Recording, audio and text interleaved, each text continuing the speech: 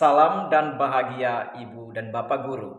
Saya Pelipus Mere, Guru Matematika dari SMP Negeri 1 Atap Oebelo. Pada video kali ini, saya akan memaparkan asesmen formatif awal pembelajaran.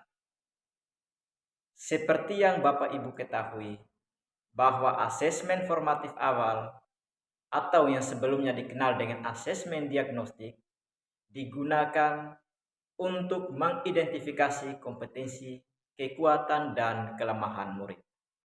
Ibu dan Bapak Guru, asesmen formatif awal diperlukan oleh semua guru mata pelajaran apapun, terutama pada saat tahun ajaran baru. Asesmen awal pembelajaran berfungsi sebagai dasar untuk memetakan kondisi murid. Yang sudah kita lakukan selama ini di sekolah pada saat PPDB adalah tes 3M, yakni membaca, menghitung, dan menulis. Apa tujuannya? Yakni memetakan kondisi murid sesuai tingkat kemampuannya yang selanjutnya sebagai dasar untuk pembagian rombel. Selain itu, tes 3M ini juga digunakan untuk mengecek kesiapan murid. Misalkan, dalam mata pelajaran matematika dasar SMP kelas 7. Asesmen diagnostik atau asesmen formatif awal berfungsi sebagai dasar untuk menentukan murid kita. Apakah murid kita sudah siap masuk ke fase D atau belum. Jika ada yang belum menguasai matematika dasar di fase C, tentunya perlu ada intervensi khusus dari guru agar murid kita siap masuk ke fase D. Selain itu, asesmen formatif awal juga bisa kita gunakan untuk merancang pembelajaran yang sesuai dengan kebutuhan murid, dengan membuat rencana pembelajaran berdiferensiasi. Coba Ibu Bapak bayangkan, di dalam sebuah kelas terdapat banyak keragaman, misalnya minat siswa, bakat, dan gaya belajar murid yang berbeda-beda. Ada yang punya gaya belajar auditori, ada yang memiliki gaya belajar visual, dan juga yang memiliki gaya belajar kinestetik. Bagaimana praktiknya nanti? Jika Bapak Ibu merancang pembelajaran dengan menganggap sama untuk seluruh siswa. Apakah murid Bapak Ibu dapat memenuhi kebutuhan belajarnya? Belum tentu iya. Lalu bagaimana tindak lanjut dari asesmen formatif awal pembelajaran? Tindak lanjut bisa berupa penguatan materi bagi murid yang membutuhkan dan pengaturan manajemen kelas yang berdiferensiasi. Selain pada tahun ajaran baru, asesmen formatif awal juga dapat dilakukan pada awal semester atau sebelum memasuki materi baru dari setiap bab pelajaran. Berikut, mari Bapak Ibu simak contoh tahapan asesmen formatif awal pembelajaran untuk mata pelajaran matematika sebelum memasuki fase D. Yang pertama, menganalisis rapor murid pada tahun sebelumnya. Pada tahap ini, guru dapat menggunakan nilai matematika murid pada saat kelas 6 SD untuk memberikan gambaran mengenai kompetensi dan pengetahuan awal matematika yang dimiliki oleh murid. Yang kedua, mengidentifikasi kompetensi prasyarat. Kita perlu mencari tahu capaian pembelajaran di fase C, yang merupakan prasyarat untuk memasuki fase D.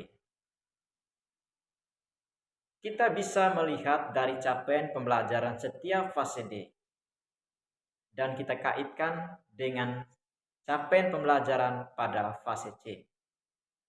Dan tentu setiap fase memiliki keterkaitan antara satu sama lain, yakni semua capaian pembelajaran pada fase C merupakan prasyarat untuk masuk ke fase D. Begitupun dari setiap elemen, baik elemen bilangan, aljabar, pengukuran, geometri, maupun analisis data dan peluang. Tahapan ketiga, menyusun instrumen asesmen diagnostik untuk mengukur kompetensi murid.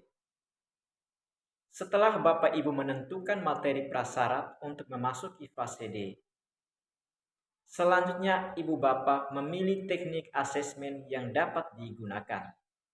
Di antaranya tes tertulis, tes lisan, praktek, dan juga observasi. Bapak Ibu bisa menggunakan asesmen yang ada pada platform Merdeka Mengajar. Bapak Ibu harus bijak dalam mengambil instrumen soal. Karena belum tentu siswa yang dapat mengerjakan soal nomor 1 bisa mengerjakan soal nomor 2 juga.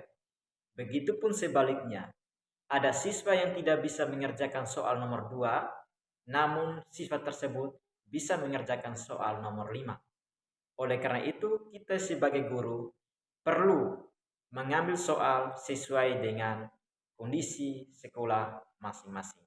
Tahap selanjutnya yaitu menggali informasi murid yang dapat mempengaruhi perkembangan belajarnya. Misalnya digali dari latar belakang keluarga, motivasi, minat, sarana dan prasarana, dan juga aspek lain yang sesuai dengan kebutuhan murid dan kebutuhan sekolah. Tahapan ini sangat penting untuk kita lakukan karena dapat dijadikan sebagai dasar dalam merancang pembelajaran agar sesuai dengan kebutuhan murid. Selanjutnya tahap yang kelima yaitu melaksanakan asesmen. Pada tahap ini kita mengimplementasikan dari asesmen yang telah kita susun sebelumnya. Saat pelaksanaan, jangan lupa untuk sampaikan kepada murid bahwa asesmen ini bukan ujian, tetapi asesmen ini hanya bertujuan untuk melihat sejauh mana kemampuan murid. Tekankan juga terkait integritas agar murid mengerjakan asesmen dengan jujur dan penuh percaya diri. Tahap yang keenam adalah pengolahan hasil asesmen. Pada tahap ini kita mengolah hasil asesmen awal dengan menggunakan rubrik penilaian dan kriteria. Berikut saya berikan contoh bentuk pendekatan dan rubrik penilaian yang telah saya buat dalam menyusun KKTP. Untuk tahap ini, kita dapat menyusun laporan yang memuat kriteria, nama murid, dan rencana tindak lanjut. Berikut saya berikan contoh analisis kriteria ketercapaian tujuan pembelajaran dalam mata pelajaran matematika. Tahap yang ketujuh yaitu merencanakan pembelajaran sesuai dengan tahap capaian dan karakteristik murid. Dalam hal ini, rencana tindak lanjut harus kita susun berdasarkan hasil asesmen formatif awal. Berikut beberapa contoh rencana tindak lanjut. Murid yang sudah melampaui bisa melanjutkan pembelajaran dan menjadi teman belajar bagi murid lainnya. Murid yang memenuhi sebagian bisa belajar menggunakan modul di fase C pada materi yang belum dikuasai saja. Murid yang sudah memenuhi bisa melanjutkan pembelajaran di fase D. Sekian video saya tentang asesmen formatif awal. Salam literasi.